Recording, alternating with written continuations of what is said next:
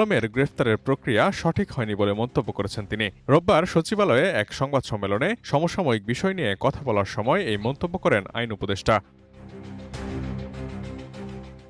আইন উপদেষ্টা আসিফ নজরুল মেঘনা আলমের গ্রেফতারের বিষয়ে বলেন, বিশেষ ক্ষমতা আইনে যে প্রক্রিয়ায় গ্রেফতার করা হয়েছে সেটি সঠিক হয়নি। ওনার যদি কোনো অপরাধ থাকে সেই অপরাধের পরিপ্রেক্ষিতে যথাযথভাবে স্বরাষ্ট্র মন্ত্রণালয় ব্যবস্থা গ্রহণ করবে। তবে তার ব্যাপারে এখন কি করণীয় আছে সে বিষয়ে অচিরেই স্বরাষ্ট্র মন্ত্রণালয় উপযুক্ত ব্যবস্থা গ্রহণ করবে বলেও জানান তিনি।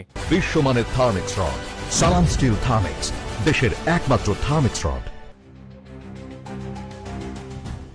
মেঘনা আলমের ঘটনার পেছনে জানা গেছে এক বিস্ময়কর সম্পর্কের জট। জানা যায় ৮ মাস আগে সৌদি আরবের সদ্যবিদায়ী রাষ্ট্রদূত ইসা বিন ইউসুফ আল দুহাইলানের সঙ্গে মডেল ও উদ্যোক্তা মেঘনা আলমের পরিচয় হয়। মেঘনার পরিবারের দাবি, পরিচয়ের মাত্র ৪ মাস পর গত ডিসেম্বরে গোপনে বাগদানও সারেন তারা। তবে এই দাবির পক্ষে